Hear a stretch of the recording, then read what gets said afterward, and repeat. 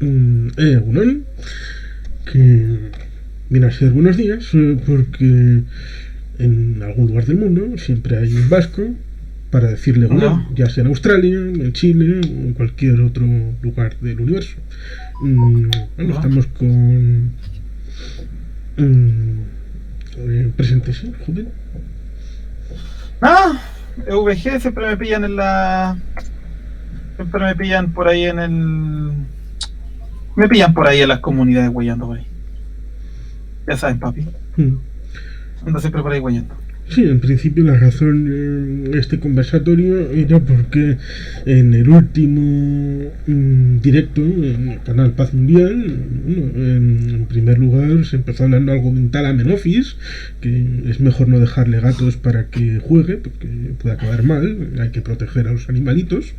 Pues al final acabaron hablando de que si el País Vasco por aquí, que si Constitución por allí, que si regionalismo, nacionalismo, y me dije, bueno, vamos a meter un poco en el tema. Es que yo mucho más, ya claro, yo lo que opiné es de un weón que está afuera y que lo ve desde afuera. Sobre todo porque teníamos pendiente hablar de la Constitución de Chile, que está en proceso de renovación. Sí, también se lo debo a Reta. No eres el único al que se lo debo. Está en proceso de renovación, una asamblea constituyente y todo aquello. Sí, no, sí, un tema que tengo que tocar, pero es que soy tan flojo yo. Un flojo de mierda. Entonces, la flojera me persigue y no lo he hecho por eso, por pura payasa. Sí, pero estuviste en parte en las bases sociales para promover el cambio de constitución. Sí, pues, por supuesto. Con lo cual, por supuesto, puedes echarle algo a la historia. Sí, sí, o sea, hablar del tema extensamente puedo, pero claro, te digo, ¿por qué no lo he hecho? Porque también, no tan solo tú me lo estás pidiendo, también me lo está pidiendo Retro. Retro también me pidió hablar de este tema y quiere que hablemos de este tema también con Tebano. Y claro, y yo no lo he tocado porque pereza, paja, y hay otro tema, es que de un montón de cosas. Tebano tiene el enlace, por si se quiere incorporar en cualquier momento, cosa que le veo difícil porque está muy laborioso. Sí, yo no, por eso digo, lo mío no es que esté laborioso ni nada, no va a mentir, flojera. Digo en esta conversación, si tiene algún tiempo libre, puede entrar Tebano en cualquier momento. Y si quieres meter a Retro, pues perfecto. Sí, no, yo no tengo, yo pensé que tú los tenías ya invitados. No tengo. ¿No tenéis contacto Retro ya? Yo se lo envío, espérame un poco. Al tirante mi comandante. Espérame un poco. Dame unos segunditos aquí. Sí, tengo. Vamos a ver. Tengo el contacto de Tebano, pues, pero pocos más. Pero no el de Retro. Espérame. ¿Dónde tengo? Este sería. Enlace copiado. ¿Dónde estáis con? ¿Te supone que esto es una charla más formal, relajada? ¿Cómo es el ambiente? Un conversatorio entre amigos acerca de temas región. Entonces, ¿puedo tirar un par de chuchas? Sí, no hay límites, salvo. No, porque si vamos a tener una conversación formal y seria sobre el tema, claro, un sublenguaje más neutro, pero si la wea va por hablando a un grupo de amigos, te hablo en chilense nomás. Por eso lo digo por el acento, más que nada. ¿Qué busca? ¿Que todos nos entiendan o que algunos no entiendan? O sea, una charla donde la mayor cantidad de gente pueda entender el tema, o lo que busca es que se sienta como unos amigos hablando en el no sé, pues en el. Lo pregunto esto porque sé que estos temas son medianamente serios, claro, y yo el acento neutro solo lo uso cuando quiero hablar temas serios que necesiten que la mayor cantidad de gente llegue, pero si la idea es que la gente se sienta cómoda sin un nivel académico. Claro, entonces te uso el chilense nomás. Por eso te digo, esa es la idea, pues, pero claro, si tu misión también es que llegar a la mayor cantidad de público posible, también puedo entender que el acento chilense no es lo mejor. Entonces, por eso lo pregunto, porque como te digo, lo digo para ver cómo va a ir la dinámica del conversatorio. De momento, el conversatorio que más éxito ha tenido ha sido uno con 100 visualizaciones sobre el tema de Cantabria, que es una región que está al lado de Euskadi. aquí en el Estado español. Claro, no, quiero aclarar que por eso no, pero no me refiero al tema, sino en el tono. O sea, Sí. a eso me refiero, por eso te hablo de mi acento, porque yo tengo dos formas de hablar, que es el acento chilense, que es con el que hablo diariamente, y ese lo uso como cuando hablo con personas, ¿sí? Pero si el tema que vamos a tratar es serio y buscas que haya cierta seriedad en el tema, claro, cambio mi acento y uso un acento más neutro. A eso me refiero. Sí. ¿Me entiendes? Sí. Entonces, por eso te preguntaba por dónde va el asunto, por eso. ¿Cachai? Si sirve como curiosidad, digo que en parte Tebano es vasco. Sí. Porque su abuelo y su bisabuelo, por lo menos uno de ellos, eran de Bilbao, que es, como todo el mundo sabe, el centro. O sea, yo en mi caso tengo la misma ascendencia española que tiene todo el mundo, básicamente, no mucho más. Que el chileno supone que tiene como un 30% de sangre española por el hecho de los conquistadores. O sea, en parte todos los chilenos tenemos cierta sangre española. Y de toda Latinoamérica. Que los españoles, a diferencia de los británicos, no andaban en la conquista onda de matar a la mayor cantidad de gente posible. No eran tan sanguinarios y se mezclaban más. Yo normalmente me suelo equivocar en el parentesco respecto a quién es el padre de quién, tanto Eduardo Frei Tagle y Eduardo Frei Montalva. Pero digamos que el padre solía decir que los vascos Ruiz habían... Tagle es el hijo. ¿Eh? Y Ruiz Tagle, espérame. No, Frei Montalva es el hijo. Sí, Eduardo Frei. A ver, déjame buscarlo. Hasta a mí se me confunden, ¿eh? Pues el padre dijo una vez que los vascos habían hecho bien dos cosas: los jesuitas y Chile. Espérame. Ah, sí, Ruiz Tagle es el hijo. Y Montalva es el papá. Hace poco tuvieron un escándalo con el hermano de delitos fiscales. El hermano abusó de la confianza de las empresas que ellos tenían. Y ahí hubo un tema de platas. Pero eso ya es otro tema. Sí, eso es un tema ya familiar. Como seguro que la familia Piñera también tiene sus cosas. Sí. No, pero ¿qué de lo que dije? Otra cosa que quiero preguntarte, espera un segundo. Sí. Espera un poquito. Ahí introduce el tema, pero espera un poquito, tenme paciencia. No, sí, de mientras voy a poner el himno vasco, que no tiene derechos en esta versión.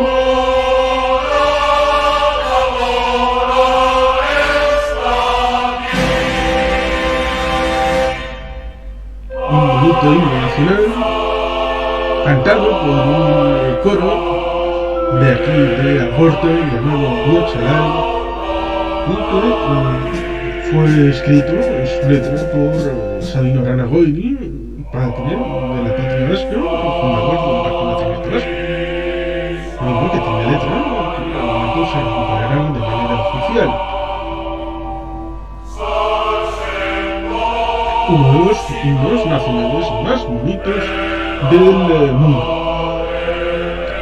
Eugen nos dice algunas cosas sobre cómo ellos también tienen temática tipo mapuche, temática tipo constitución, y en todas esas circunstancias está la constitución de 1938 y evidentemente el tema de la parcelaria y segregaciones que están establecidos en la Comuna 2, en la Constitución Española, pues surgió esta idea desde los dos elementos de América y Europa conversar acerca de estas cuestiones al tener pasado común y las circunstancias que pudieran dar lugar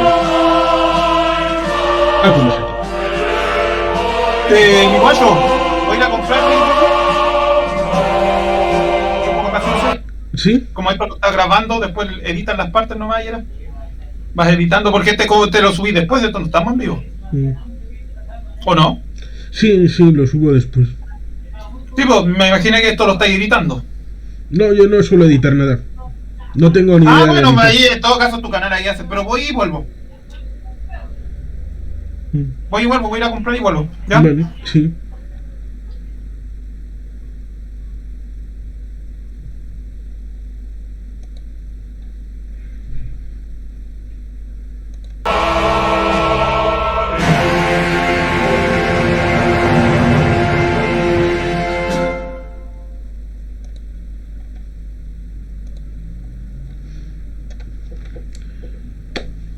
Con lo cual, tenemos esa circunstancia respecto al proceso en el que el Estado chileno, que bueno, desde la independencia a principios del siglo XIX, establece toda esa relación circunstancial en cuanto a su propia extensión territorial, teniendo una parte fraccionada de la actual Chile, estando muy cerca de los entonces recién independizados, posteriormente en Bolivia o Perú. Posteriormente, a lo largo del siglo XIX, se extendería en una confrontación que tampoco llegaría demasiado lejos con Argentina hasta el Cabo de Hornos, con bueno, pues esa forma alargada que tiene el Estado chileno, con todas las vicisitudes de ser un país en parte patrocinado por los británicos, pero también a su vez tiene en el ejército una uniformidad muy prusiana, y bueno, pues está evidentemente el origen en buena medida hispano, con lo cual es un crisol de realidades. También está ahí Bernardo O'Higgins, uno de los padres de la independencia, y una serie de batallas como la guerra del Pacífico del siglo XIX. Evidentemente todos estos elementos van forjando la personalidad del pueblo de Chile, y evidentemente pues eso con el hecho de que aparentemente los mapuches estuvieron a favor de las tropas realistas en la independencia, bueno, siempre han querido tener su propia personalidad y lugar, teniendo en cuenta que en la época post-independencias, en el siglo XIX, los pueblos originarios, tanto de Argentina como también de Chile, fueron en cierta medida más reprimidos en la época, llamémosle colonial, aunque claro, también sería discutible el elemento de si son colonias o no colonias, porque este concepto de coloniaje vendría sobre todo dado de una aserción de la conceptualización de Francia y el Reino Unido acerca de lo que debe ser la relación con aquellos territorios extracontinentales, extraeuropeos, que venían recogidos, en el caso del Estado español, en la Constitución de Cádiz de 1812, en el artículo número 10, que venía un relato de los territorios de las Españas a ambos lados del hemisferio, a los dos lados del hemisferio. Con lo cual, el marco conceptual es interesante. En el marco del Estado español, evidentemente, como en el caso de Chile, porque en el entierro de Francisco Franco fue uno de los invitados, el señor Pinochet Ugarte, el dictador de Chile, evidentemente, desde el 11 de septiembre, que se da el golpe de 1973, es el momento en el que se establece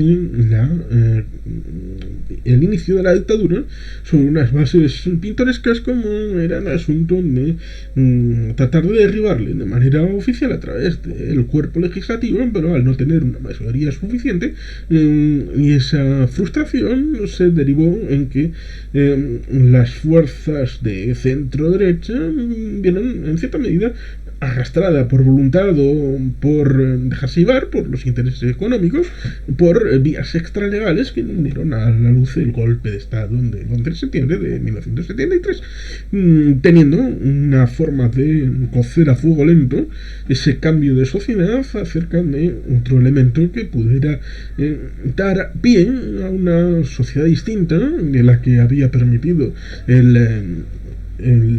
estar el señor Salvador Allende en la moneda como presidente del país, después de haber intentado pararle los pies en el año 64 en aquella contienda electoral que ganó Eduardo Frei Padre, y por lo tanto pues al tener el sentimiento de que los frenos que se habían establecido no podían contener al pueblo en una tal vez deriva irracional, consensuada con su aventurerismo, algo que por otro lado también sintieron en España en los años 30, sobre todo después de conceptualizar la forma de cuajar esa voluntad popular con el Frente Popular en las elecciones de febrero del año 1936 y por supuesto el golpe del 18 de julio del 36 y la posterior guerra civil de 3 años de duración. Por lo tanto, tenemos ese fresco en el que el franquismo trata de hacer un poco algo parecido, de reordenar las siguientes generaciones de la sociedad española para tratar de disminuir ciertas ansias, en ese caso, en el caso del Estado español, sobre todo centradas en el ámbito de la nacionalidad, del elemento socioeconómico, el elemento clase, el elemento identidad, y evidentemente pues en el caso de Chile había que bajar los humos, sobre todo en el tema de clase, en el tema socioeconómico, en el tema de todos estos elementos, porque el elemento identidad tampoco es que aparentemente bajo mi información el UEG pues seguramente tenga una perspectiva desde su trabajo social y desde su perspectiva de aprendizaje y de estudios mucho más profunda, pero aparentemente, salvo el tema mapuche, no parece que el tema identitario sea un cleavage, es decir, un elemento de choque de culturas y de identidades respecto a la propia realidad del Estado chileno, toda vez que los departamentos no tienen una denominación oficial o aparente para el mundo internacional más que numérica, un poco como tienen en Estados Unidos, por lo menos en origen, la idea de las calles y las avenidas, que son la avenida número 1, la 2, la 3, la 4, la 5, sobre todo las más famosas, la avenida número 5 de Nueva York, que es donde tanto los militares como los astronautas daban sus paseos triunfales por la Gran Manzana, la capital en cierta medida espiritual, pero sobre todo y ante todo económica de los Estados Unidos de América. En el ámbito del Estado español hubo que esperar a la muerte física del dictador Franco, como pudo ser el 20 de noviembre de 1975, y por lo tanto tener la posibilidad con el designado para jefe de Estado, que era Juan Carlos de Borbón y Borbón, pues darle la oportunidad a abrir un paso a la transición y a la Constitución del año 1978, que evidentemente, como he citado antes, en el artículo número 2 se establece el asunto de nacionalidades y regiones, una distinción que en cierta medida encapsula a 4 nacionalidades y 13 regiones, más luego aparentemente 2 ciudades autónomas como son Ceuta y Melilla.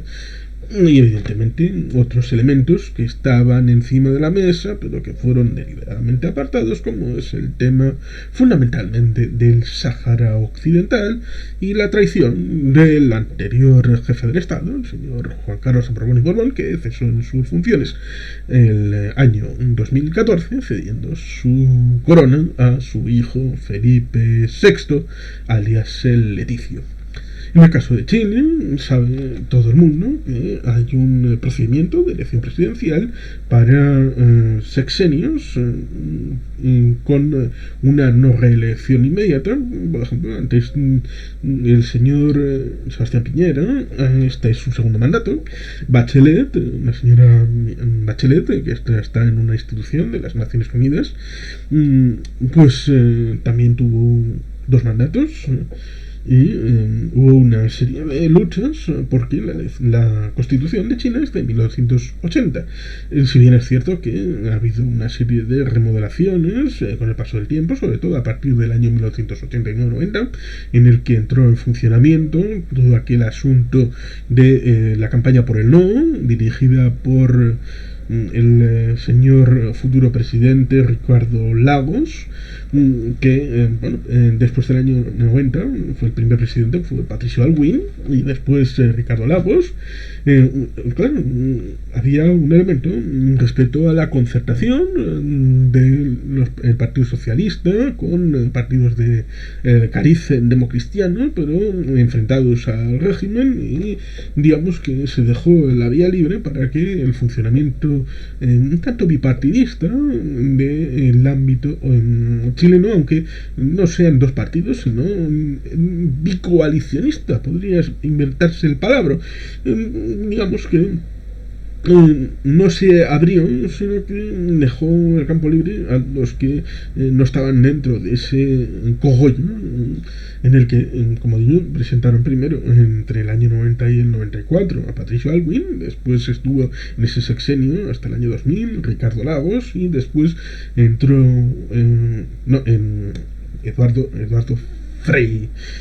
Sí, Eduardo Frei, hijo. Después, en el año 2000, estuvo Ricardo Lagos hasta el año 2006. Sí, es que la cronología a veces juega malas pasadas.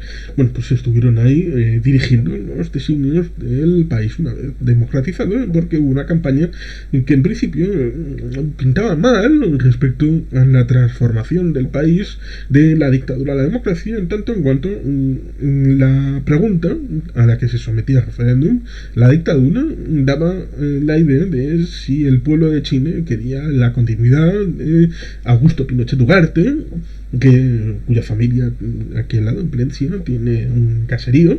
Es decir, tanto Salvador Allende como Augusto Pinochet eran originarios en cierta medida del País Vasco, los dos. Pues digamos que la pregunta del referéndum aquel del año 1989-90 era referente a si el pueblo quería apoyar la continuidad del señor Pinochet Ugarte como el presidente constitucional de Chile, porque está basado en una constitución, la de 1980, surgida en dictadura. Y digamos que tuvieron una visión fresca, nueva, como digo, fundamentalmente bajo el comando de Ricardo Lagos, de decir no, porque había que decir no, pero que ese no estuviera revestido de una visión positiva del futuro de Chile, con profusión de arcoíris, de imágenes coloridas, con lo cual daban un mensaje en positivo para decir que no, es decir, que no era hacer una apuesta decidida acerca del futuro del país de Chile. Pero digamos que no queda muy decoroso, por lo menos desde fuera visto, no queda muy decoroso seguir manteniendo una constitución surgida en momentos de dictadura, como es el asunto de 1980, es decir, 7 años después del golpe de Estado del 11 de septiembre de 1973. Y por lo tanto, aunque pudiera haber cambiado totalmente en el articulado, el contenido y el continente es absolutamente importante. Para un politólogo como yo, podemos afirmar categóricamente que una democracia es tanto forma como fondo. Lo que una ley es y cómo se ha construido esa ley. Por lo tanto, es importante el formato en el que se llega a esa ley suprema, como es una constitución, la Carta Magna, que rige los elementos estructurales de un país, ya sea Chile o en el ámbito del Estado español. Digamos, también hubo una constitución, la de 1971, a la cual se llega con una serie de elecciones, fundamentalmente a elecciones de asamblea constituyente. Y esa fue la constitución republicana. Evidentemente un golpe de Estado subvierte el orden constitucional después de el golpe del 36, de la propia guerra civil. El franquismo nunca, curiosamente, nunca se atrevió a establecer un sistema constitucional, sino a través de una serie de leyes orgánicas, el Foro del Trabajo, la Ley del Estado, la Ley de Sucesión, 6 o 7 normas que eran las leyes fundamentales del reino, que es curioso porque técnicamente el Estado español se autodenominaba reino, pero en calidad, en cierta medida, regente, sobre todo teniendo en cuenta que en el año 1936 había fallecido uno de los pretendientes carlistas y por lo tanto estaban huérfanos. En el año 41 fallece Alfonso XIII, fue el rey que tuvo que salir por Cartagena en el año 1931 precisamente, al establecerse el vínculo de la Segunda República. Y por lo tanto, en cierta medida, había una otorgación por parte del régimen y por parte de Franco de la idea de decidir en cualquier caso quién podía ser el sucesor, traicionando en cierta medida el espíritu josé antoniano y falangista, que en principio tenían más vinculación con una figura republicana, porque ciertamente en el campo del centro derecha, tanto los participantes de una manera u otra en el golpe del 36 como en la guerra civil, estaba establecido una figura republicana, con lo cual digamos que Franco, que dejó morir a José Antonio a pesar de que hubo una cierta realidad de que el ministro de Justicia, el señor Manuel de Irujo Ollo, por el Partido Nacionalista Vasco, intentó humanizar la guerra civil. Y durante el franquismo, pues Franco estableció una relación con el hijo de el señor Juan de Borbón, que era hijo de Alfonso XIII, para establecer la educación de Juan Carlos de Borbón y Borbón en el ámbito del Estado español. Y desde pequeño tratar de moldear, aunque también tenía en la recámara a Alfonso de Borbón y Dampierre, que estuvo establecida mediante matrimonio la relación, por si acaso había que cambiar de caballo, como se pudo establecer en el año 73-74, como hubo la tentación de que la ley de sucesión, que fue aprobada en el año 1969, pues estableciera un nuevo Borbón en la jefatura del Estado cuando desapareciera Franco.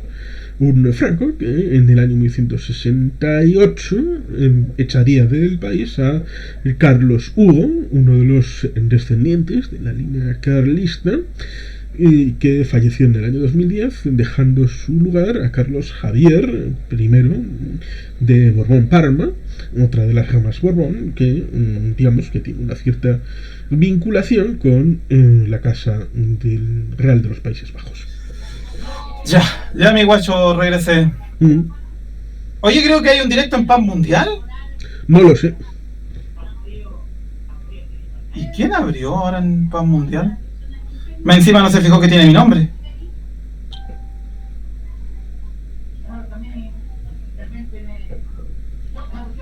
¿Y quién chacho abrió? Se ve un Twitter, alguien haciendo twitters, mostrando pantallazo, pero no se oye voz. ¿No abriste por casualidad tú en...? No tengo los contactos en... No tengo los datos, ni la clave, ni nada. Espérame, déjame poner aquí... Eso sonar.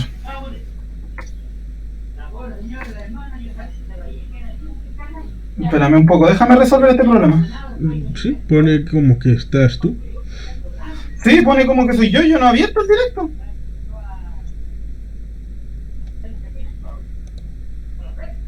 ¿No he abierto directo yo?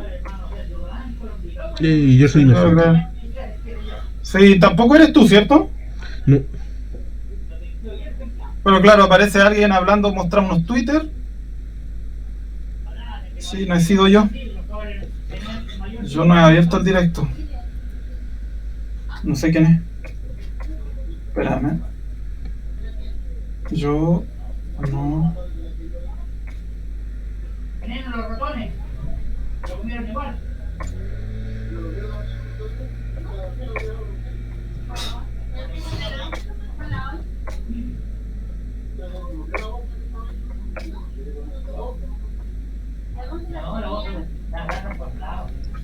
Sí, abrió otra persona y se le quedó mi nombre. No, es que no cambió del título de un... Claro, no cambió el título. Mm. Sí. Le voy a ponerle, se quedó el título y nombre mío. Ya, ahora sí. Por lo menos ya le avisé. Porque el directo no lo he abierto yo. Sí, como tú dijiste, la persona que subió no lo editó, no se fijó y abrió el directo sin... Sí, esas cosas hay que tener cuidado. Bueno, pero yo por lo menos ya avisé. El directo no lo he abierto No, yo. el que se meta, que ponga su propio título, que hay que tener cuidado. Sí, bueno, pues hay que fijarse en ese tipo de cosas. Pues, claro, porque subió con los títulos yo música idea rara. Claro, y no revisó y no se dio cuenta, está hablando del tema de Bolsonaro. Luego también podría haber sido cualquier cosa. Podría haber estado hablando de la reproducción de los pingüinos. Claro, y aparece mi título porque, como tú dijiste, antes de meterse a YouTube Studio no lo editó. Sí, le voy a decirle a Sónico, espérame. Sónico, ahí le avisé, pues. Otra persona la que abrió el título, solamente que no editó y no se fijó. Entonces no se fijó y subió con mi título. Ya, eso. Ya, ahora sí comencemos. Perdón por todas las interrupciones, mi guacho. Yo no he estado poniendo una serie de... No, me imagino, por eso te digo, después si queréis lo podía editar y sacar toda esta parte de paja. Oye, he antes puesto de eso... de contexto, así que no hará falta editar. Bueno, en realidad súbelo a tu canal como queráis. Si tú lo ves que está bien así, yo qué sé. No puedo decirte quién soy yo para decirte que sí, ¿cierto? Bien, pues... me imagino que el tema de lo que está pasando en España...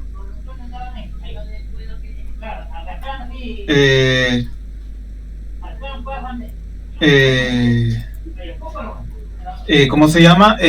Me imagino que el tema sale de lo que hablamos ese día, ¿cierto? De que estuvimos hablando en Paz Mundial y al final estuvimos hablando de este. Sí, comentaste que los vascos no pueden ser una nación. No fue lo que dije, sino que, a ver, por eso que aprovechar y hablar bien del tema. Porque, a ver... Para eso también te quería dar la oportunidad. Sí, sí. En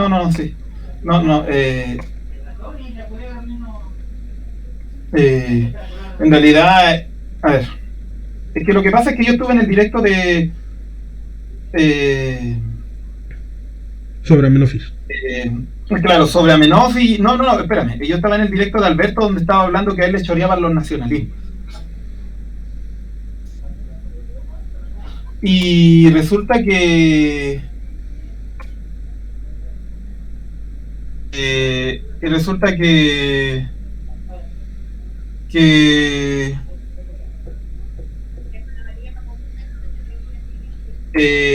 resulta que él hablaba de los nacionalismos, para empezar. ¿Cachai? Él hablaba de los nacionalismos, primero. Entonces yo encontraba ridícula la idea de cómo puede hablar de nacionalismo y hablar de nacionalismo y a la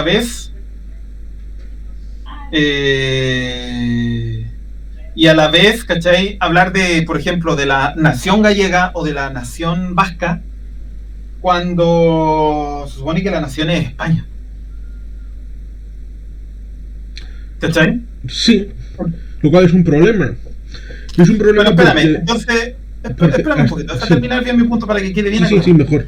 Entonces yo decía, veía que Dante hablaba y reclamaba sobre eso, sobre cómo le chocaban los nacionalistas. Pero yo le decía que eso es cerrado.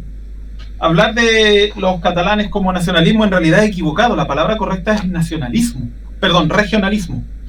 Esos son regionalismos porque supone que Cataluña es una región de España. España es la nación. Son, ¿cómo se llama? Son autónomas. ¿Cachai? No, es que son comunidades autónomas. No, pero a ver, leamos el concepto de nación. Y aquí dice claramente, y lo voy a buscar.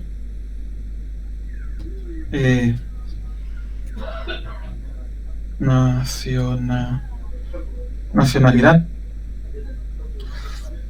Claro, pero y también quiero que entiendan eso, de que en realidad es un weón que lo mira desde afuera, ¿cachai? O sea, es un tipo que opina y piensa tema desde afuera, no de un tipo que está viviendo ahí en España, ¿cachai? Bueno, por eso está bien. Entonces esta es la opinión de alguien que no vive ahí, entonces te está opinando desde alguien que está afuera. Entonces, ¿qué es la nacionalidad de un país? Claro, nacionalidad vinculado a que se liga a la forma física con la república, no, pero no de Honduras específicamente. Sí. ¿Qué es nacionalidad? ¿O qué significa? ¿Qué significa nacionalidad? Entonces, dice nacionalidad, condición que se reconoce como una persona perteneciente a un estado o una nación que conlleva una serie de derechos una serie de derechos políticos y sociales. Se supone que tienen una vinculación. Y también dice nación, territorio en que vive un grupo de personas pertenecientes a una misma comunidad que constituya uno u un estado, que constituya varios estados. O sea, tiene que haber un sentido de identidad que los represente a ellos y que eso a su vez constituya derechos políticos y sociales, ¿cierto? Hasta ahí me van siguiendo, sí. Que es más o menos la definición que tenían aquí. Entonces, el tema está en que el problema es que el problema que yo veo justamente que la regionalidad que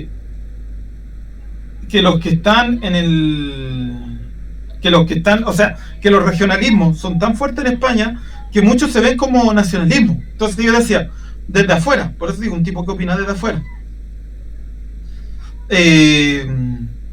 Un tipo que mira desde afuera dice, bueno, entonces ¿por qué no? Si el regionalismo es tan fuerte al punto de que lo sienten como un nacionalismo, o sea, que no les identifica la idea de nación, de España como nación, ¿por qué simplemente no se separan? ¿Cachai? Y ahí, claro, decían, no, es que no nos conviene, entonces hagan una de las dos, o sepárense, o manténganse juntos. O sea, a lo que me refiero, si se van a mantener juntos como España, entonces los que se mantengan juntos entiendan que su nación es España. ¿Cachai? Su nación es España, ya está. Pero si van a tener problemas y la regionalización es tan fuerte al punto de que esa regionalización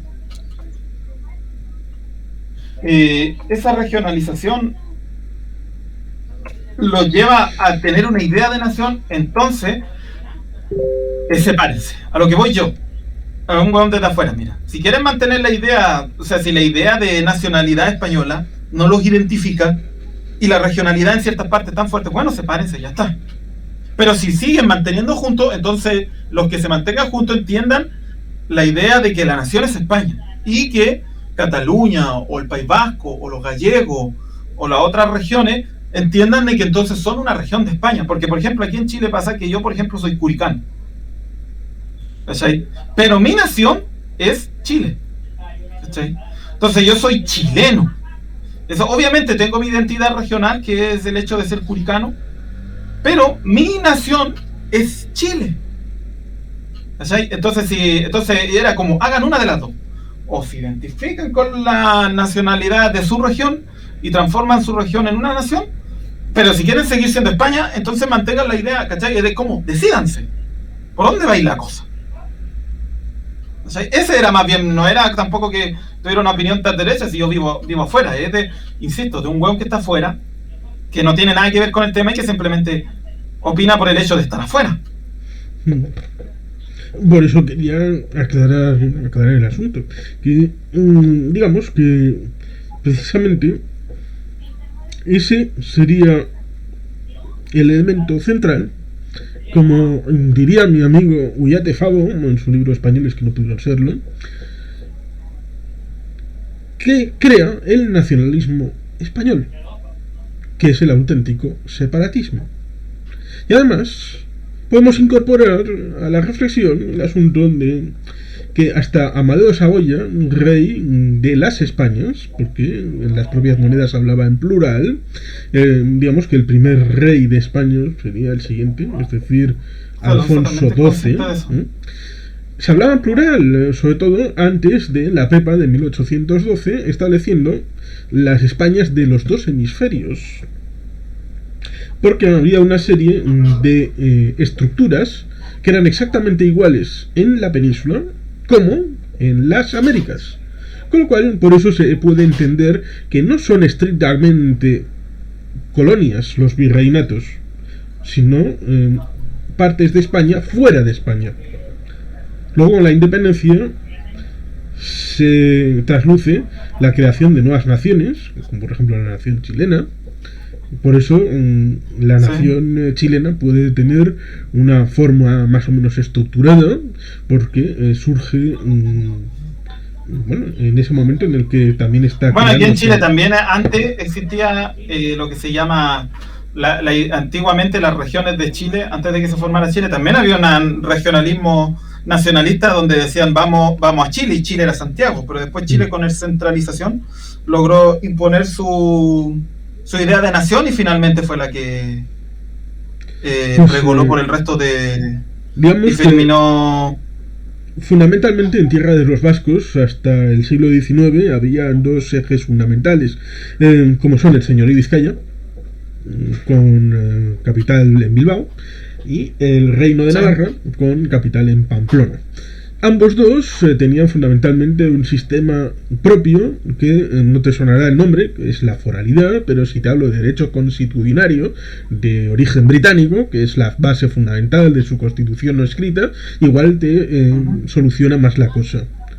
Sobre todo cuando Simón de Montfort, que es el fundador del Parlamento británico, cogió muchas ideas de su estancia en Gascuña, que entonces era Aquitania, que era parte del Imperio Británico en territorio de la hoy Francia, y fue en parte origen a muchas ideas que cogieron en la Carta Magna de 1215, con aquel Juan sin tierra.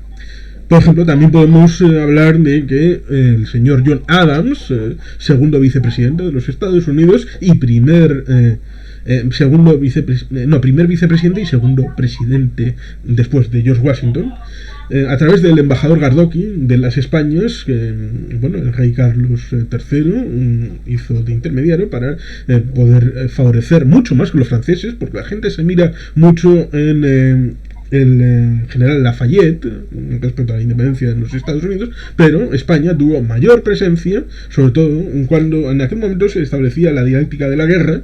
Te exponías y por lo tanto no podías hacer trabajo fuera de campo, de mediador neutral a través del suministro, como hizo España en las batallas de Valley Forge, cuando estaba el general Washington en aquel lugar, pasando el infierno del invierno, sin mantas, sin víveres, sin nada, sobre todo teniendo en cuenta que el Mississippi era un río español hasta San Luis y bueno, pues todo aquello.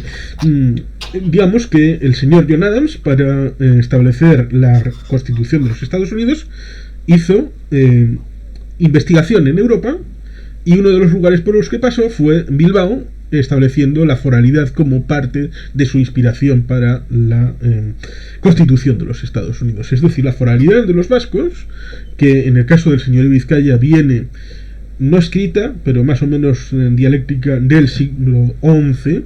En el siglo XIII se empieza a establecer una cierta estructuración, en el siglo XV a mediados se establece una primera compilación, y en el siglo XVI hay una compilación nueva a través de la relación con los reyes católicos. Esta forma es una forma constitucional de estructuración propia del pueblo vasco, que entra en contradicción precisamente en el ámbito del siglo XIX con la Pepa, por lo que dices, porque se entendía que solamente podía haber una nación, solamente podía haber una administración, solamente podría haber un rey, lo cual es curioso porque si lo traducimos al alemán vendría a decir ein Volk, ein Reich, ein Führer, lo cual queda muy bonito y muy democrático. Pero claro, como es en el siglo XIX, podemos establecer que puede haber solamente una nación española laminando a las demás. Y eso es lo que origina Es que por eso te digo, entonces decídanse, las personas que No, o hombre, nos quedamos todos en España, nos decidimos quedarnos en España, pero entonces no tengamos esta ambivalencia. Eso es de que darle, no, que sí, eso que es no, darle, o sea, eso nos es dar- decidimos. eso es darle alas al separatismo español, que es el nacionalismo excluyente y separatista que quiere derivar todo Mira, es que, todo el elemento de discusión, quiere derivarlo de o quieres asumir este paquete o te vas. Es que Con lo por eso cual, digo, con lo cual ya no tienen eso que es lo hablar otro. de los Yo también agravios. pero espérame, yo como alguien de afuera, también no entendiendo el tema, ¿sí? El artículo número 2 de la Constitución española establece que España se divide en nacionalidades y regiones. Dos constituyentes dijeron, Peces Barba y Manuel Fraga, que nacionalidad y nación son exactamente iguales. Con lo cual se establece la dialéctica de que hay 4 nacionalidades, a saber, Euskadi, Cataluña, Galicia y Andalucía, y después hay 13 regiones. Por eso te digo, ese es el tema, por eso te digo, y veo que no todos están conformes, entonces tienen que tomar una decisión con eso. O entendemos que Cataluña es una nacionalidad de España, por tanto nos quedamos como nación de España y somos una región de... Pero espérame. Porque España ¿sabes que no nos acomoda eso? Porque España no puede asumir la España real y no la que se inventó en el siglo XIX el nacionalismo español. Es que por eso te digo, es que entonces el tema está ahí, ¿no? ¿Cachai? Porque me refiero al tiempo cuando modelo. Hubo una formulación federal, que fue en la época después de Amadeo de Saboya, porque veo que genera problemas en España. Pues los problemas hay que solucionarlos con diálogo, con acuerdo y con respeto.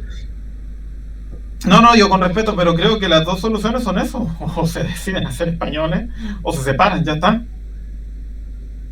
O estamos juntos o estamos separados. Creo que la solución es bien simple. En ese sentido, o nos juntamos o nos separamos. ¿Eh? Y si vamos a estar juntos, entonces asumimos que somos una región de España. Eso es demasiado dicotómico. Y que la nación es o nos separamos, ¿cachai? O si no, siempre van a tener ese conflicto a la larga. No tiene por qué. Por eso, si no tiene por qué, entonces tienen que... Los británicos, después del rey Jorge, con esas cositas de las colonias, llegó un momento en el que lo entendieron bien. Por ejemplo, en el año 1856, con la creación de la Commonwealth del Canadá. Y después, a lo largo de la segunda mitad del siglo XIX y primer tercio del XX, con la creación de, por ejemplo, en la Commonwealth en Sudáfrica, Australia, Nueva Zelanda, muchas serie de países en los que establecieron un rule of law muy propio, un home rule, de esas llamadas colonias, porque en aquel momento y en esos contextos británico, también con el francés, sí se habla de colonias. Pero les dejaron... Pero en algún momento dijeron, ¿sabes que ya? Nosotros somos región y pertenecemos a... O sea, yo creo que el conflicto... No necesariamente, ¿sabes? ¿Sabes por ejemplo? ¿Sabes por ejemplo cuando... van a ser una región de o una nación de... ¿Sabes cuándo se establece la constitución actual del Canadá? ¿Y por qué? No tengo idea. O porque el que actualmente es gobernador del Banco de Inglaterra vino sin solución de continuidad del cargo de gobernador del Banco del Canadá. Directamente. Ya. Porque todavía hoy hay una serie de vinculaciones entre el Reino Unido, aunque no suficientemente potentes, pero hay una serie de restos, como por ejemplo había a finales de los años 70, en el que la Constitución de Australia, de Nueva Zelanda y del Canadá estaba residenciada en Londres, de una forma no escrita, pero el derecho a la Constitución estaba en Londres. Y llegó el año 79-80 y dijeron los legisladores del Canadá: queremos que venga la Constitución a Ottawa y queremos escribirla. Vale, es una idea que luego sumarían también los australianos y los neozelandeses, con un añadido, y es que el Canadá estaba distribuido en 10 provincias. Y para aprobar la Constitución del Canadá tenía que darse por unanimidad. Pero no hablaron con el Quebec, una de las provincias. Y ese es el origen del conflicto con el Quebec, que en principio tenían que haber acordado con ellos, fueron marginados y la Constitución no la sintieron como propia. Y así en el año 80 hicieron un primer referéndum de independencia. Pero claro, eso se podría haber solucionado con diálogo y con respeto. Porque la cosa, de manera dicotómica, a quien favoreces es a quien tensiona el marco. Y que quiere que cuanto peor, mejor. Porque no quiere ninguna gama de colores que está en el medio. Yo, si quiero establecer el diálogo, marco una posibilidad de acuerdo sobre una serie de temas, pero si no quiero ni dialogar ni acordar nada, lo pongo en los extremos. O conmigo... Exacto, que por eso, conmigo, pero es que por eso tienen que llegar a un punto medio donde... O conmigo bajo mi dictadura, porque una forma de no reconocer, tanto sea en la persona, en la familia, es una forma de dictadura. Si quiero que tú vivas bajo mis reglas y no puedas decidir nada, o te vas. ¿Qué clase de familia, qué clase de amigos, qué clase de convivencia en comunidad puede ser esa? Porque claro, te estás quitando el problema de entrar en los detalles. No necesitas entrar en materia. Estás diciendo, si no te gusta esto, vete. Con lo cual estás echando... estás echando afuera... Estás echando afuera siglos de modelo de convivencia reconocidos en el marco constitucional, como es la Constitución española de 1978, en el artículo 2, en la disposición adicional primera, que reconocía y ampara los territorios forales en sus derechos históricos, y otras disposiciones que, por ejemplo, se establecen para los territorios de Álava, Vizcaya, Guipúzcoa y Navarra, que son los 4 territorios vascos continentales. En el caso del Estado. Pero por eso te estoy diciendo, o sea, lo que te estoy diciendo es que tienen que llegar a un acuerdo. El acuerdo ya está. Tienen que llegar, pero debe de reconocerlo. No, pero tienen que establecer un nuevo acuerdo bajo los marcos actuales, ¿sí? Porque está viendo, como tú decías, esos marcos ya no son representativos de la sociedad actual, entonces hay que llegar a un acuerdo con respecto a lo que estamos... Hombre, técnicamente no es representativo ni siquiera el ámbito de la Constitución española, porque del censo electoral, la Constitución española en Álava, Vizcaya y Guipúzcoa fue aprobada únicamente por el 30,4% del censo, y en el caso de Navarra únicamente por el exiguo 50% del censo. Con lo cual... Entonces, por eso, hay que buscar una forma de... Porque, a ver, si están en ese extremo, solamente existen dos. O las personas que son nacionalistas se ponen deciden ser parte de una región de España, o se ponen de acuerdo y dicen, ¿sabes qué? ¿Sabes qué? Vamos a ser mejor parte de la nación de España y nosotros pasamos a ser una región de España. O bien se separan y forman su propia nación. Pero tienen que buscar algún... No sé si me estoy explicando bien, que te digo que el artículo 2 habla de nacionalidades y regiones. Y los vascos no son una región.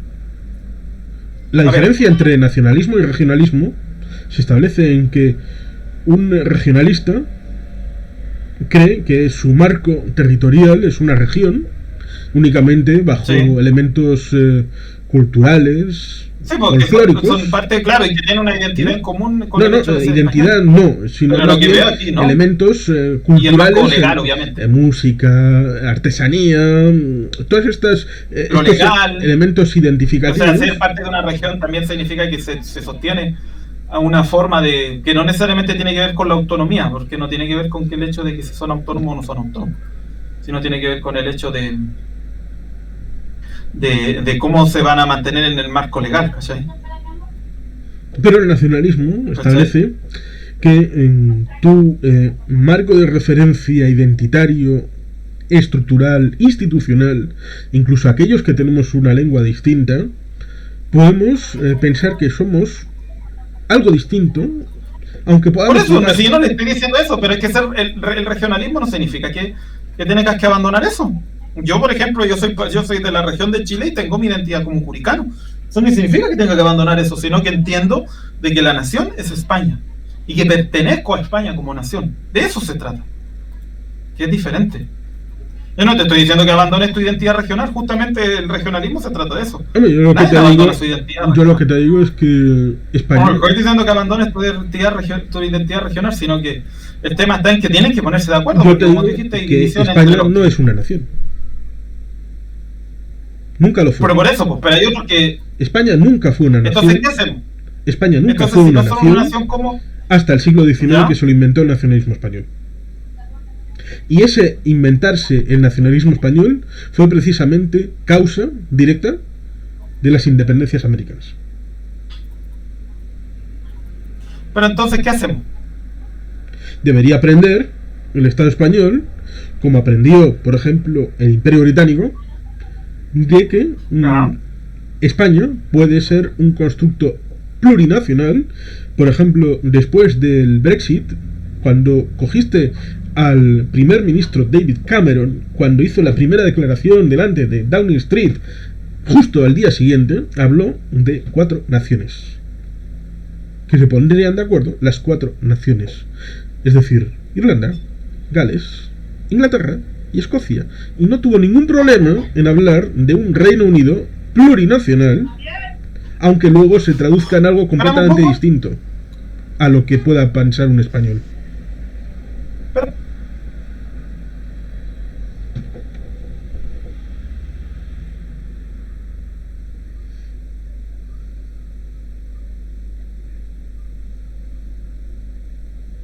No, pues esperaremos a que...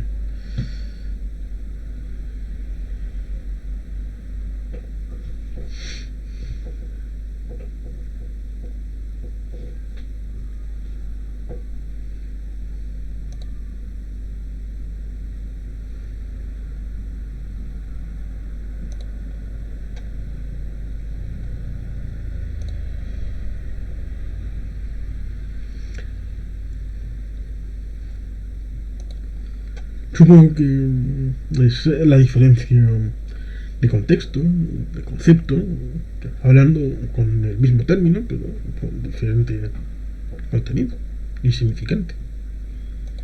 Mi guacho, voy y vuelvo. No. Sí. Voy y vuelvo al tiro. Vale.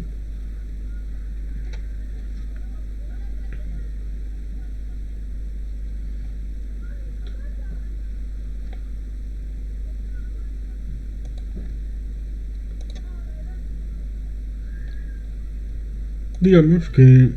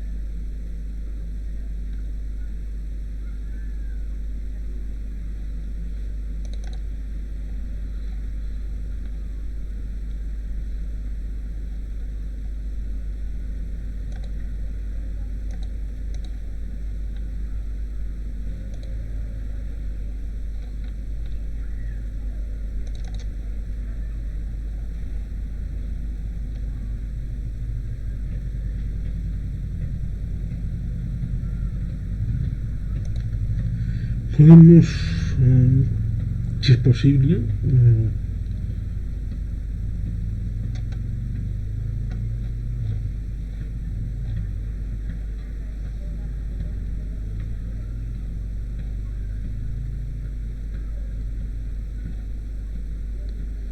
establecer que el 25 de octubre de 1979 fue el día en el que se estableció el Estatuto Vasco y el Estatuto Catalán, la votación en referéndum.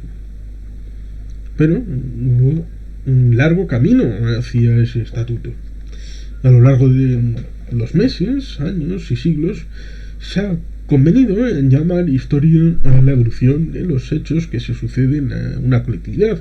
Es una ciencia humana en la que el ser humano es el objeto de estudio, pero a la vez sujeto. Es parte de la investigación, pues lo que se relata no es el crecimiento de las plantas en la selva amazónica, se da cuenta de sus vivencias, por lo tanto está sujeta a veleidades que el ser humano quiere imprimirle. Antes de proseguir, debo señalar que todo en este mundo está inventado. Si no me creen, citaré el actual caso de la construcción europea en base federalista o estatalista, que ya está en conversaciones entre juristas francés y alemán a principios del siglo XIX.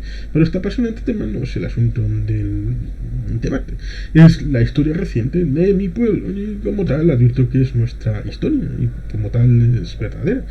Pero como sujeto de objeto del estudio reconozco que puede que haya ciertos matices que aparezcan o no en una forma de estructurar una cronología, que es el origen de cualquier relato. Ojalá todos llegaríamos a unos mínimos criterios para que nuestro pasado no sea causa de conflicto en el presente. Es imprescindible comprender en el siglo XIX para entender el presente. ¿Por qué el siglo XIX? Pues la catástrofe que supuso para este pueblo, sobre todo las guerras carlistas, las consecuencias de la primera, por ejemplo, de 1833-39 y la de 1972-76. Si empezamos por infravalorar estas fechas, no podremos comprender el porqué de muchas cosas que suceden en la actualidad.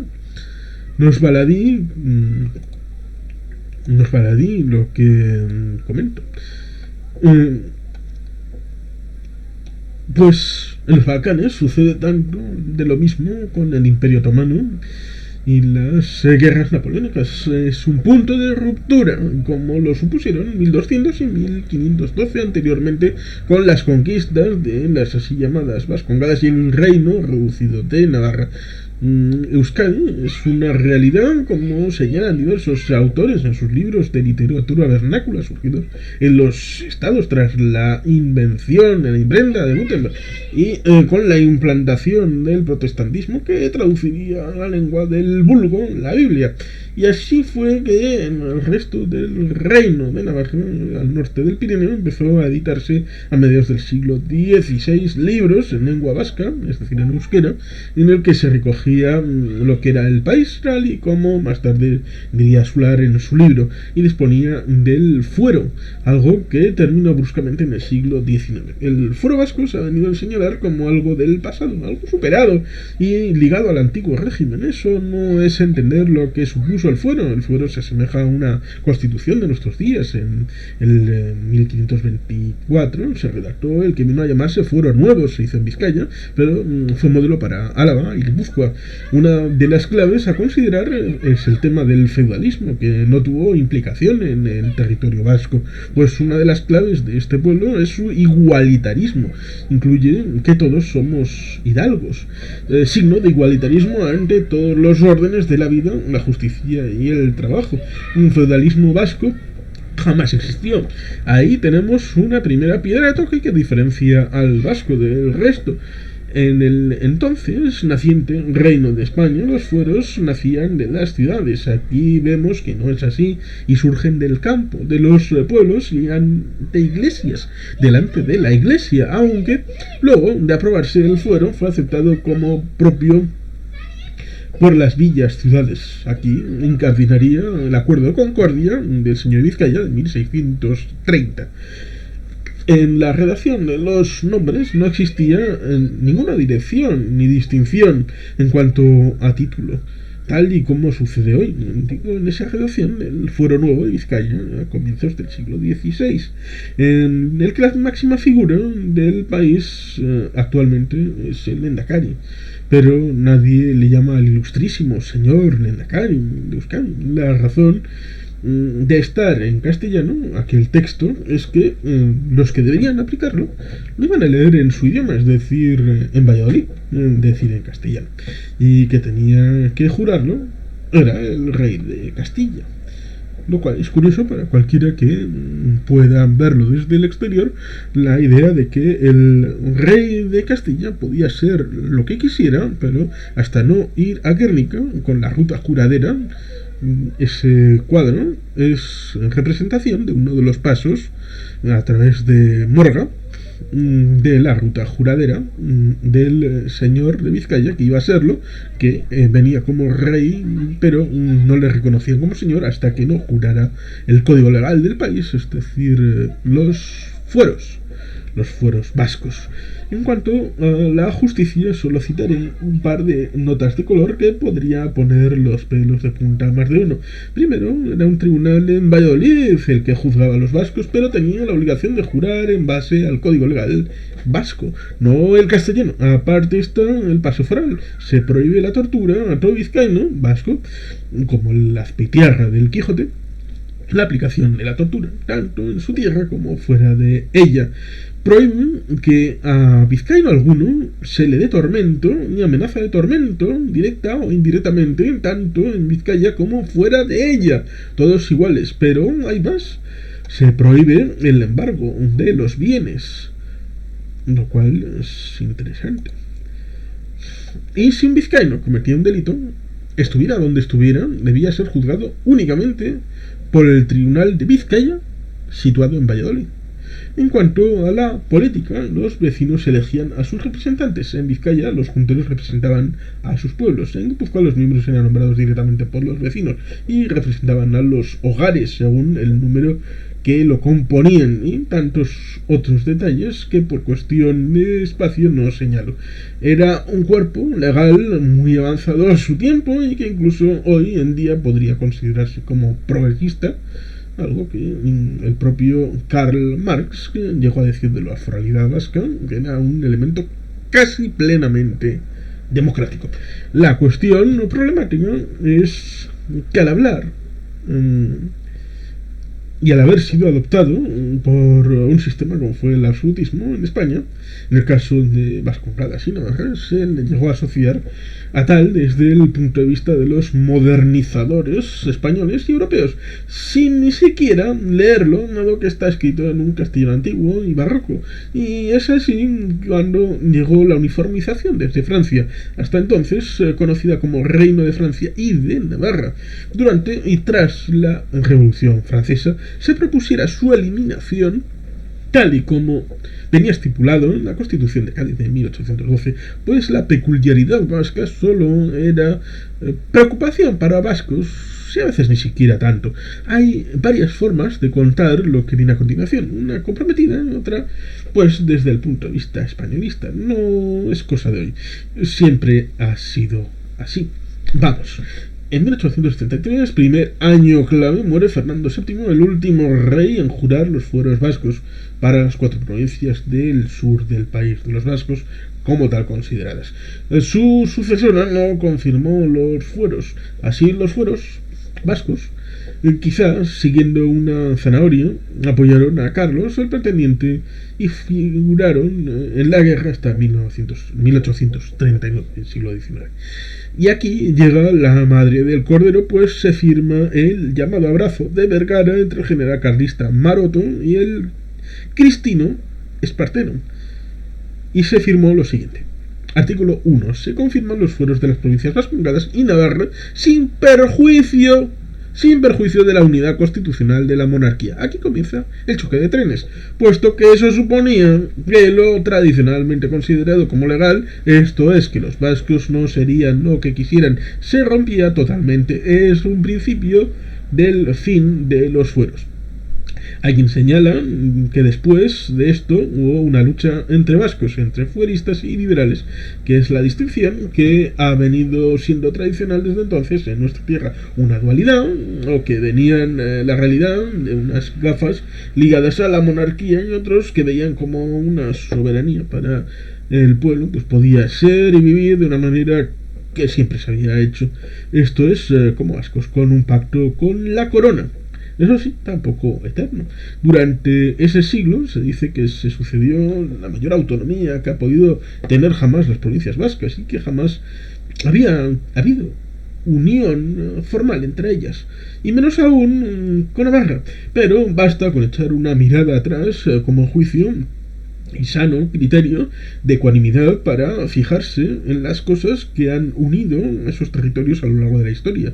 Y llegamos al punto culminante en la historia vasca, al punto sin retorno, después de todo lo vivido y el giro que supuso el primer tercio del siglo XIX. En 1876, Cánovas del Castillo, presidente del gobierno de España, solicita, tras la segunda derrota carlista, la de 1869, 1876, recortes en los fueros a los entonces diputados forales.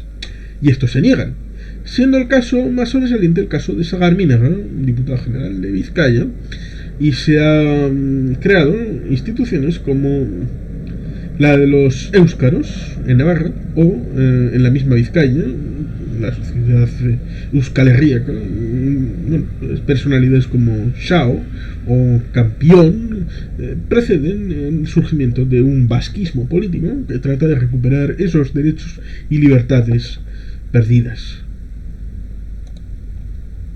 Pues, como decía Cánovas, cuando la fuerza se impone, la fuerza es la ley. Y así fue cuando, en 1876, unilateralmente, y ante la negativa de las diputaciones a plegarse a los dictados del gobierno español, fueron disueltas y los fueros erradicados. A partir de aquí se abre una nueva etapa para los vascos, una etapa dominada por, digámoslo así, tratar de recuperar su independencia originaria. Un poco como en un momento dado después, en el 1930, a Manuel de Irujo en el Parlamento de Navarra, digamos que un diputado de la oposición, a Manuel de Irujo, le empezó a decir, bueno, con relaciones directas con el rey, con moneda propia, con pues sí, claro, sí, eso es la reintegración foral plena que reivindicaba Manuel de Irujo. Bueno, pues digamos que él le dijo que eso no era posible. Lo cual es curioso porque en territorio vizcaíno, a la vez guipuzcoano y navarro, era una realidad hasta 1839, y a eso el interlocutor de Manuel de Irujo le llamaba ahora separatismo. Y antes era una relación tradicional que se llamaba foralidad. España, durante esa etapa, estaba en formación como nación moderna. Es por ello que trata de unificar su territorio y abolir las diferencias como si fueran pecaminosas. Disolver a los vascos en una sana españolidad. Todo esto suena a nuevo, pero viene de antiguo, como podremos ver, y España fue reino tras 1512. Una unidad en la figura del monarca, pero hasta 1876 no fue una unidad política efectiva. Desde ese año, 1876, se creó el Movimiento Nacionalista Vasco, Sabino Arana y Luis Arana, se creará el Partido Nacionalista Vasco y se trata de adquirir preeminencia cuando se dio la gamazada, que fue un intento de destruir el sistema de economía desde los presupuestos generales del Estado. Sí. Perdón, toda la inconveniencia. ¿De qué estaba hablando, perdón? Pues estaba poniendo en contexto que en el año 1894 hubo un intento de destruir el sistema financiero en Navarra. Digamos que después de la última guerra carlista, porque para los catalanes hay 3, pero los vascos solamente participamos en 2. Pero bueno, en el año 1876 se produce una abolición de los fueros porque sobran y molestan. Pero se dan cuenta de que aún teniendo un ejército de ocupación de 40.000 hombres en Vizcaya, Álava y Guipúzcoa, no tienen ningún registro administrativo para la forma de cobrar impuestos. No podían cobrar ningún tipo de impuesto, con lo cual, como eso lo estaban estableciendo bajo su criterio una plantilla propia, los vascos dijeron, vamos a hacer un régimen transitorio para que los propios vascos cobren los impuestos y nos den el dinerito a Madrid. Ese régimen en principio iba a durar 8 años porque se establece la firma el 28 de febrero de 1878. Dirás, ¿por qué 8 años y no 10? Porque hubiera sido una cifra redonda. Porque la guerra termina en 1876 y dijeron que iban a dar una exención de impuestos a los vencedores durante 10 años, con lo cual se establecía la vinculación del final de esos privilegios a los vencedores de la guerra con el final del régimen particular provisional del cobro de impuestos. Pero cuando llega el año 1886 se dan cuenta de que tienen un montón de problemas a lo largo de lo que queda del imperio. Tienen la posibilidad de la independencia de Cuba, tienen la guerra pequeñita que duró del 1875, tienen los carlistas que todavía están encima de la mesa, tienen los catalanes, tienen los vascos y dijeron, el sistema ha funcionado, con lo cual el sistema de concierto lo vamos a renovar. Y así se siguió renovando hasta la actualidad, salvo en el periodo franquista. Pero hubo un ministro de Hacienda, llamado Gamazo, que intentó cambiar desde los presupuestos generales del Estado el ámbito tributario, que era el resto que quedaba del sistema de foralidad. Y el objetivo era, curiosamente, Navarra. Y hubo una revuelta en el año 1894 que se llama la Gamazada, que probablemente lo conozcan en parte en Navarra y no muy lejos, y menos en Chile. Pero es un elemento fundamental porque, digamos que Sabino y Luis Arana, que fueron los fundadores del PNV, fueron allí, vieron el elemento efervesciente, la nación activada, aunque no tuviera ese nombre ni esa conciencia, y al año siguiente fundarían el Partido Nacionalista Vasco como elemento aglutinador de la defensa de la foralidad en el ámbito vasco, en Vizcaya, en Bilbao, en la capital espiritual de Euskadi. Perfecto. No, por eso te digo, yo la opinión que daba es de alguien que lo ve desde afuera nomás, problema. Y por eso quería tratar de ponerte encima de la mesa herramientas que más o menos aquí se conocen para que pudieras incorporarlas al menú. Sí, no, pero igual sigo pensando que la idea de que elijan una de o se deciden hacer España o se deciden... Igual sigo pensando un poco igual. La verdad. No sé, por lo menos. Hombre, yo creo que debido a una trayectoria previa y a una forma de estructurarse las Españas que es cortocircuitada. O eso, o que en vez de llamarse España se formen las Españas. Que se entiendan como una identidad plurinacional. Es que... Y no son parte de una nación ya. La realidad de España es que siempre ha sido una realidad plurinacional. Siempre lo ha sido. Pero creo que hay un problema de que parece que el hecho de la idea de España pareciera que hay una serie de... que lo ve de afuera y de gente de España que escuchaba alegar por eso. Por eso digo, parece que hay una serie de rémoras o de prejuicios. En Chile, acá la cresta del mundo. Hay una serie de prejuicios, por ejemplo, cuando se establece muy tarde, pero existió la concesión autonómica para Puerto Rico, para Cuba sí. y para Filipinas. Pero, claro, ¿cuándo se les ocurre finalmente decir que pueden tener una autonomía tanto Cuba como Puerto Rico y Filipinas? En 1897. Sí. Es decir, cuando el granero ya está quemado, la casa se está quemando, ahí es cuando dices, vamos a coger un cubito de agua vamos a llevarlo aquí al granero, que ya está en cenizas, vamos a intentar echarlo y bueno, ya vamos a solucionar el tema. Hombre, pues no, creo que llegas un poco tarde. Y pensaron, a posteriori, claro, estos se han independizado porque les dimos la autonomía y la autonomía es el paso previo a la independencia. Cuando no, el problema es, si no les has escuchado en los anteriores 30 años, cuando llega el 1897 y les concedes la autonomía, ya es tarde. Ya es tarde, porque la gente está en otro escenario. Sobre todo cuando el país del norte, el imperio, ya estaba en otras claves. Pero por eso te digo, yo creo que tienen que decidirse. Yo sigo insistiendo en que creo que el problema es reducir el debate a solamente dos opciones.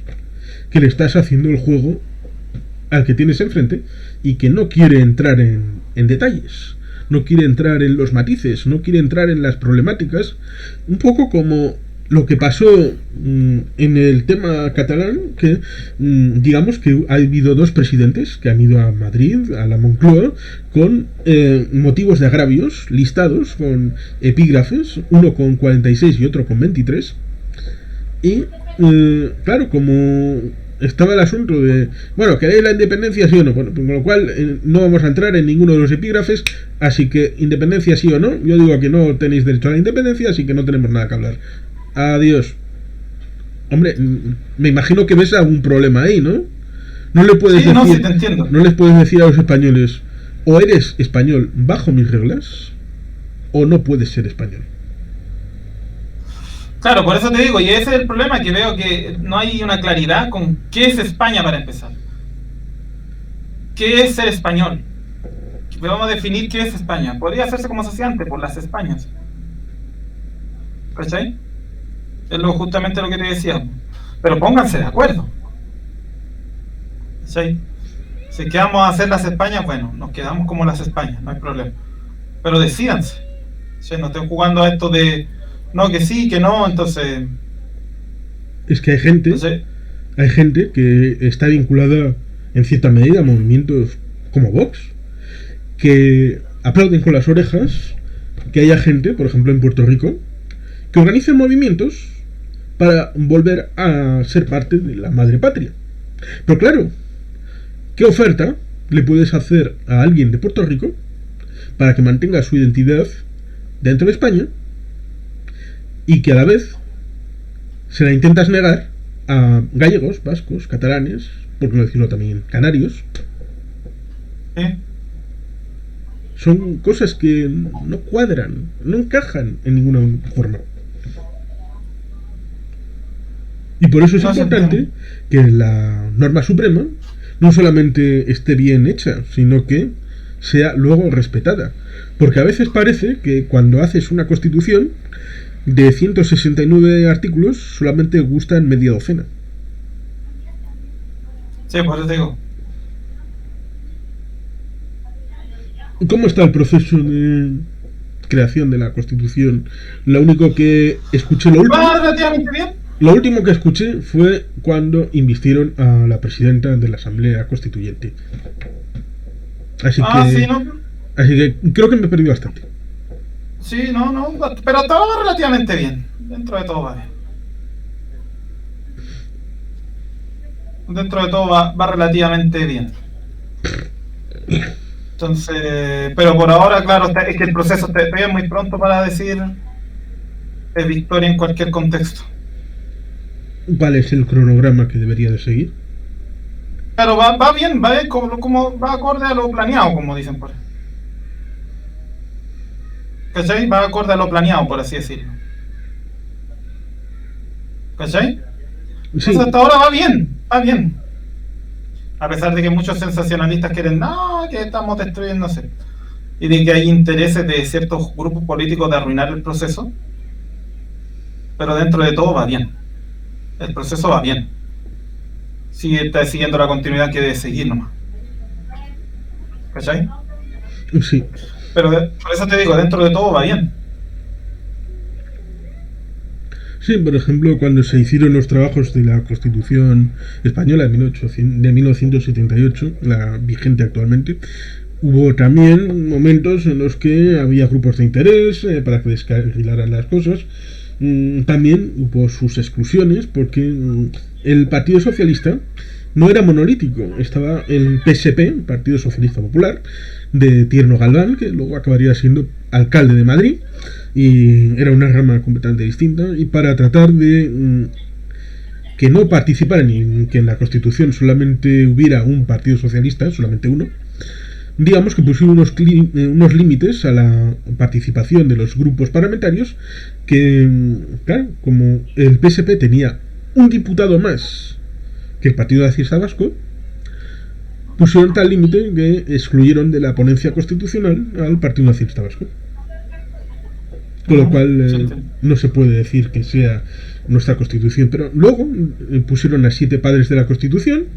Y aparte de eso tuvieron una serie de problemas que acabaron dos personajes que no sean considerados como padres de la Constitución española, como Abril Martorell y Alfonso Guerra, que negociaban en el restaurante de enfrente y al final de la jornada iban transmitiendo los acuerdos y en un momento dado, curiosamente, se filtró a una prensa, a una revista, el articulado que habían acordado, con lo cual eso puso en dificultades. Claro, estas cosas que a veces se hace de tratar de utilizar al pueblo para favorecer una opción u otra. Seguro que cosas parecidas pero actualizadas pasarán también en Chile a la hora de la constituyente, tratar de poner en dificultades contra las cuerdas a los asambleístas, a la propia Constitución, que si va por un lado, que si va por el otro. Seguro que habrá momentos de esos.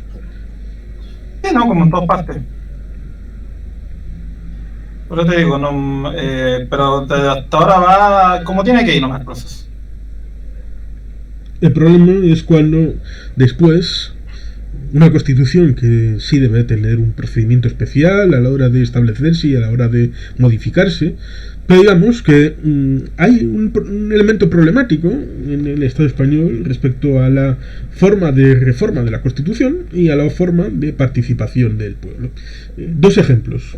Digamos que en la Europa occidental es habitual modificar una constitución. En el caso francés se ha cambiado la constitución actual de la Quinta República del año 58, se ha cambiado 60 veces. La República Federal Alemana, con la Ley Fundamental de Bonn de 1949, se ha cambiado muchas veces. También la de Italia, también de la misma época, que son, curiosamente, las tres son las constituciones que han dado inspiración a la Constitución española de 1978. Lo cual es curioso porque, digamos que si hubiera una vinculación real y no teórica, pues hubiera dado la oportunidad para que hubiera más cambios. Y en realidad en la Constitución española solamente ha habido ¿cuántos años van desde el año 78? Pues menos de 45, ¿no? Un poco más de 40. Pues en poco más de 40 años solamente ha habido 4 cambios constitucionales puntuales. Pero la idea de una constitución es que se mantenga más o menos largo en el tiempo. La idea tampoco es estarla cambiando cada 2 años. Hombre, pero siempre hay elementos que pudieran cambiarse. Por ejemplo, hay una cosa muy grande. Sí, puede hacer reformas. Hay una cosa muy grande. Si la de Chile, claro, a pesar de que la de Pinochet igual se ha cambiado un par de veces. El euro, ¿sabes qué es? Me refiero a reforma, me refiero en cuanto a reformática. El euro, ¿sabes qué es? Sí. Vale. El euro no está contemplado en la Constitución española, ni la Unión Europea. En la Constitución española vigente está la ficción de que la competencia en moneda y timbre sigue estando en manos del Ejecutivo Central español. No se ha podido actualizar eso. La Unión Europea es algo externo, salvo por un pequeño artículo que fue obligado en el año 2011, cambiarlo, que fue el artículo 135 respecto a la deuda. Y ahí sí se incorporó el ámbito de la Unión Europea. Pero si tú ves la amplitud de los artículos de la Constitución española, eso que pone en el 135 reformado en agosto del 11, es algo que alguien, si fueras un artículo de la Constitución española, mirarías alrededor y dirías: qué chango, esto de la Unión Europea que nos han metido en el 135, ¿qué es? ¿Qué demonios? Algo así, de rareza. Y también que solamente haya habido 4 referéndums a nivel Estado español en 35 años. No, 45. Cuando, ¿sabes? Cuando renovaron el mandato a Obama en el año 12, hubo 1200 referéndums y consultas en los Estados Unidos. Sí. Pero hay ese elemento que creo que es parte del trasfondo de no vamos a consultarle al pueblo porque igual se equivoca o va en dirección contraria. Y si va en algo que no queremos que vaya, preferimos la España idílica a la que es real. Por eso te digo, ese es el tema, es que tienen que llegar a un acuerdo de qué entienden por España. Y si va a ser plurinacionalidad, podría ser lo que tú dijiste antes, las Españas. De que se entienda como España como una plurinación. Pero parece que veo que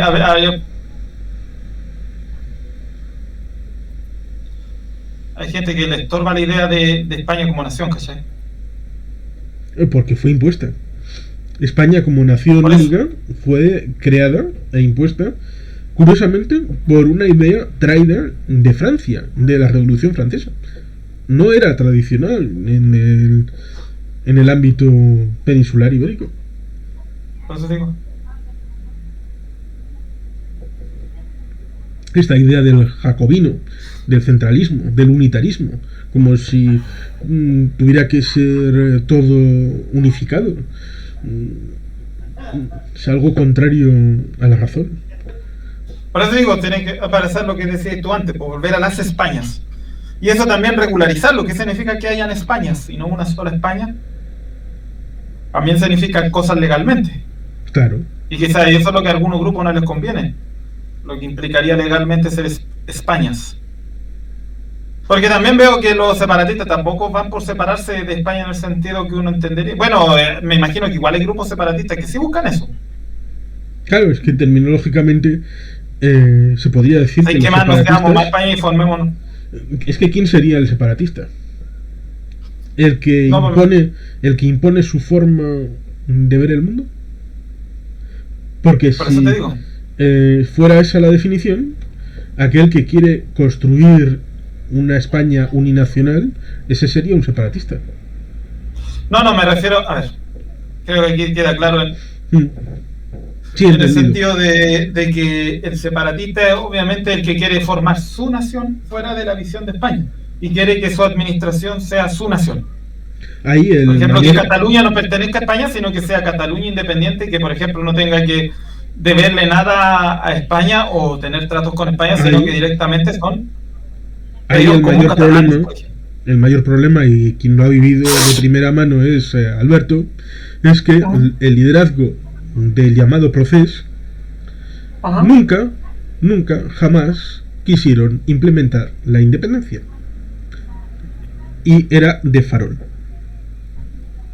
Ese fue el problema. El mayor problema es ese, que nunca se lo creyeron. Claro, y al final pues porque una cosa son dos ámbitos para mí. Uno, el ámbito teórico, y otro, el ámbito práctico. En el ámbito teórico había una serie de agravios que lo reconocían gente incluso que no era de los partidos independentistas, problemas de España con Cataluña que en algún momento habría que solucionar. Pero claro, luego está el debate práctico. ¿Qué haces en el campo de lo real para solucionar esos problemas o para construir algo distinto? Y en la realidad nunca hicieron nada. Mucho discurso, mucha declaración, mucho para aquí y para allá, pero hacer nada, porque no querían pringarse los dedos a la hora de cometer una ilegalidad. Por eso, pues no quisieron tomar el asta por los toros. Y toda la gente que creía en la cosa independentista, al final fueron traicionados por los suyos. No acabaron muy. Sí. Por eso te digo, el tema está ahí. Les hicieron soñar, Tienen que decidirse ya. pero no decidieron pringarse. Por eso digo, pero parece que ya eso ha parado, todavía sigue como las protestas de que Cataluña vuelva a ser. Es un problema en el está que se ahora. metieron ellos. Y claro, eso en algún momento... Es que lo cada vez tendrán. lo que van a hacer es que cada vez más gente no se siente española y al final lo que van a lograr es que van a generar una encrispación fuerte y que en algún momento van a tener que hacer algo. Sí, eso estaría bien, que hicieran algo en algún sentido. Porque el mayor problema es cuando tú nunca has tenido mayor del 50%, jamás, siempre menos del 50% del censo en cualquier votación, ya sea en referéndum o en las elecciones al Parlamento de Cataluña, nunca has superado el 50%, ¿cómo puedes presentarte internacionalmente que tú tienes la razón y hay que dártela y hay que reconocerte en algo que tú no estás dispuesto a llevar a último término? Por eso te digo, de ahí es donde está el problema. Sí, es un problema grave e importante.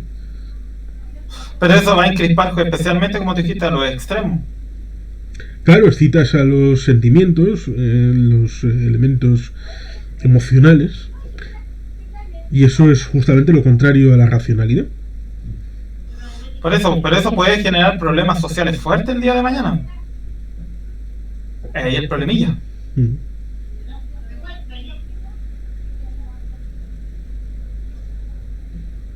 Por eso te digo, y ese yo por lo menos ahí veo el problemilla. Por eso tienen que hacer algo con eso. Porque al final lo único que van a llamar es que los extremistas en algún momento se salga de control.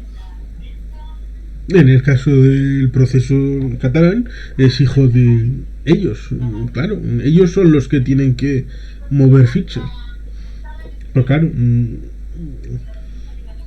si eso significa que otros van a pagar justos por pecadores, cuando cada cual... Porque, claro, ¿Y tú de qué país eres? O sea, perdón, ¿de qué parte de España eres? yo soy vasco. Ah, entonces habla euskera.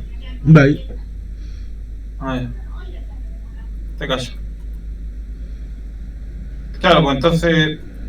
Porque también de repente pasa eso, o sea, los dos más que quieren la independencia son vascos y los catalanes principalmente, ¿cierto? Sí. Pero claro, el porcentaje que quieren actualmente la independencia en el País Vasco es la menor en los últimos 20 años. Ah, ya, entonces no es una de estas fuertes. Eso yo Sí. también lo desconozco, si es tan fuerte. Si es Está que... en torno a un 33%. No es tanto. Es que ahí entonces los que independentistas tienen que... Mucho no pueden hacer. Pero, ojo, me refiero a los que quieren la independencia bajo cualquier circunstancia. Porque luego Ya. hay otros que dicen, depende en según qué circunstancias querría la independencia o no.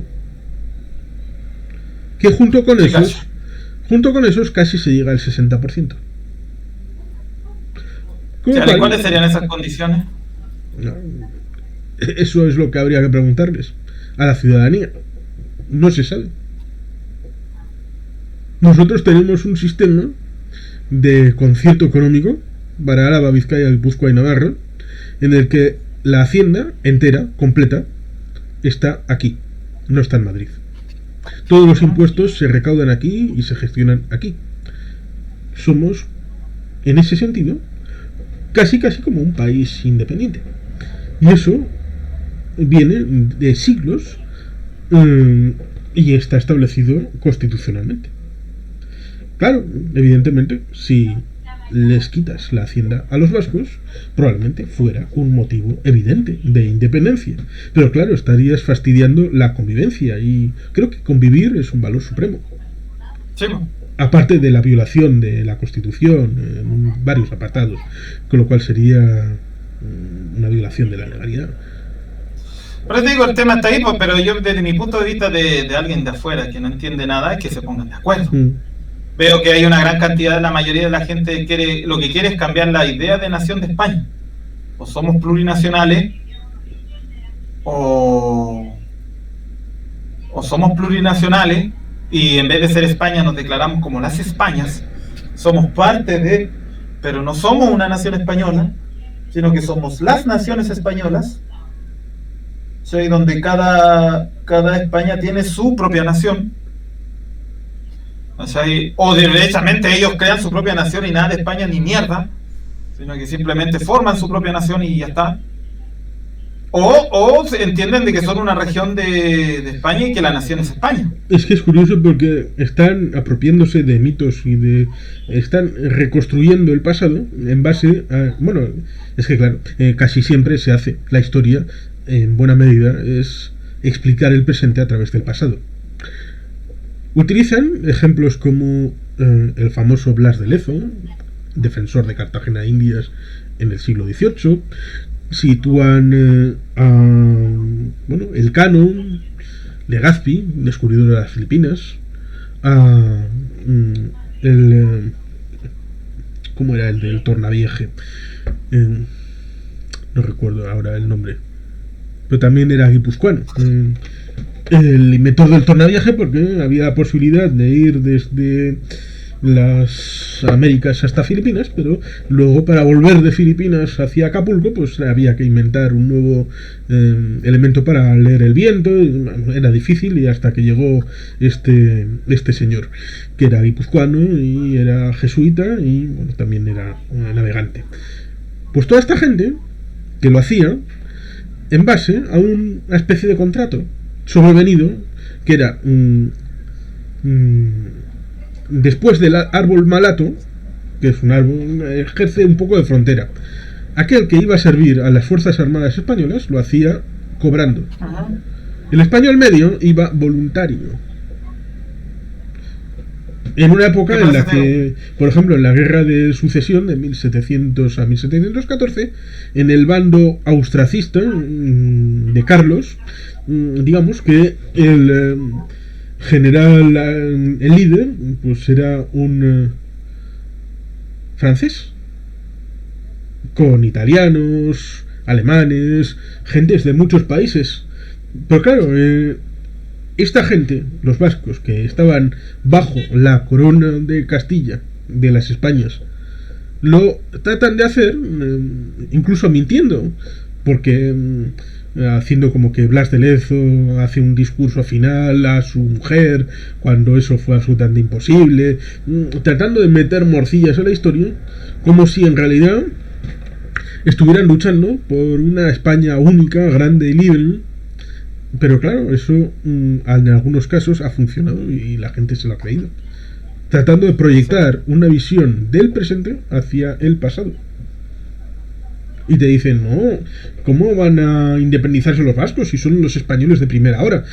Ya, españoles de primera hora, pero de las Españas, respetando la foralidad y siempre como trabajadores asalariados cuando había que defender a España. Que son partes que se olvidan intencionadamente.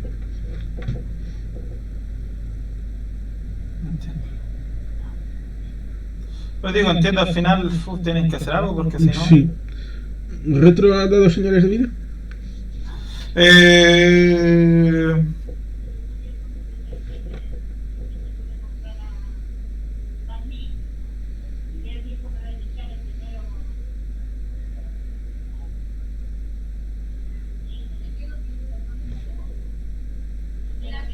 No ha dado señales de vida.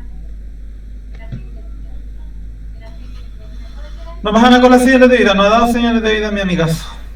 ¿Y qué va a dejar el directo hasta aquí? Ya, como quiera.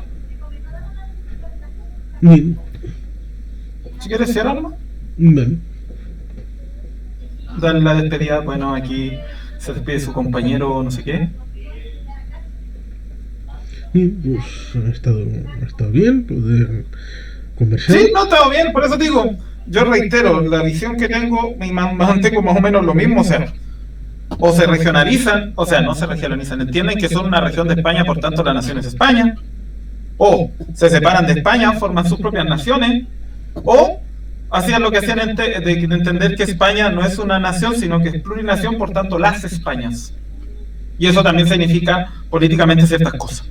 Y cada una significa ciertas cosas. O sea, si deciden ser España, por ejemplo, van a ser estados centrales, estados o estados federales. Si es que deciden hacer sus propias naciones, lo mismo, ¿qué va a pasar dentro de las... Por ejemplo, si Cataluña y los vascos se separan, ¿qué va a pasar dentro de sus naciones? Si en el día que decían, ya los separatistas, ya chao, nos separamos y formamos nuestra propia nación.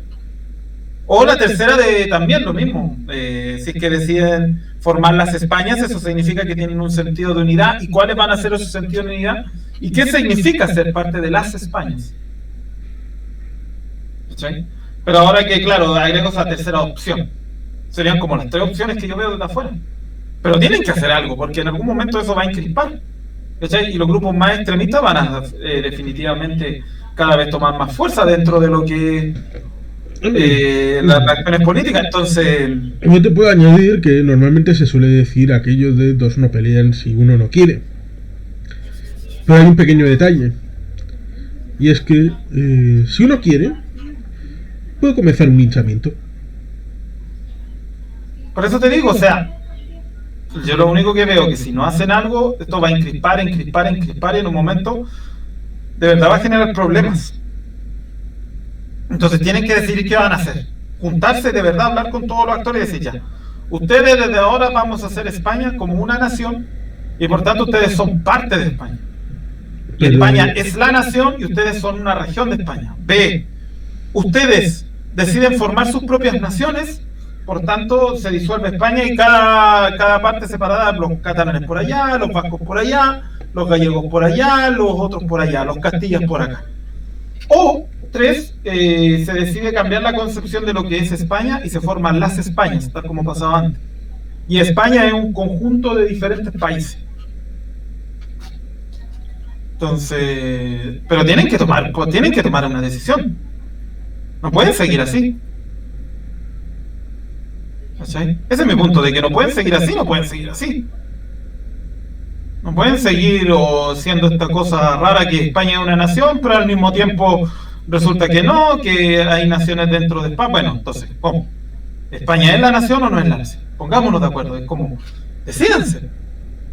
Por ejemplo, como te dije, en Chile eso está bastante resuelto, a excepción quizás de los mapuches, que con justa razón, y los Rapanui por ahí, pero el resto, por ejemplo, aquí también hay regiones autónomas, ¿cachai? Que deciden tomar su decisión afuera, como el caso de la Patagonia.